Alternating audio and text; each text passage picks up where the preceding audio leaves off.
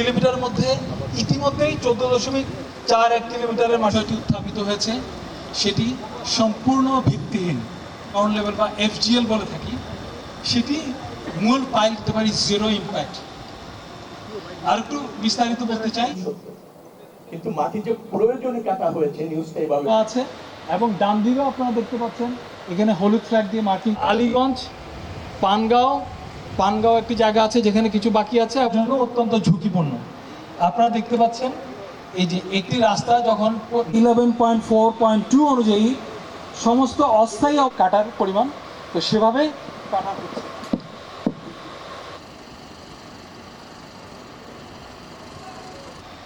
এখানে আরেকটা জিনিস আপনাদের জানাতে চাই যে এখানে একটি সমান্তর সম্পূর্ণ সহায়তা আপনাদের সকলকে ধৈর্য ধরে আপনার জন্য আজকে এই আয়োজনের এই পর্যায়ে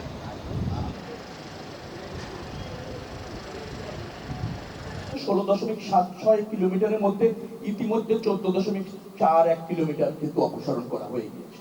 2.34 কিলোমিটারের মতো বাকি। তখন এই ধরনের একটা নিউজ হয়েছে।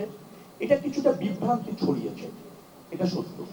তবে কাজটি যে এই প্রকল্পেরই অংশ, এর সাথে ভায়াডাক্টের নিরাপত্তা হুমকিতে না, বরং নিরাপত্তা রক্ষার্থে এই কাজটা।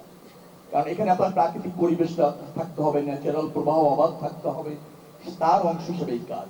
এখন যেখানে দেখছেন এভারেজে, আমি যতটুকু জানি 5.5 ফিটের মতো মাটি এভারেজ এই 16.76 কিলোমিটারের মতো অপসারণ করতে হবে। তারপর হচ্ছে স্বাভাবিক স্তরে যাবে। আগে যে স্তর ছিল সেই স্বাভাবিক স্তরের চেয়ে 8 ফিট নিচে আছে পাইল ক্যাপ। পাইল ক্যাপের পুরুত্ব 6 ফিট, তার নিচে আছে 200 ফিটের মতো পাইল, 8 ফিট। অর্থাৎ এই স্ট্রাকচার এটা জেনে বুঝে এই প্রকল্পের প্রয়োজনে করা আছে। তার সাথে এই মাটি অপসারণের নেতিবাচক সম্পর্ক নাই, ইতিবাচক সম্পর্ক।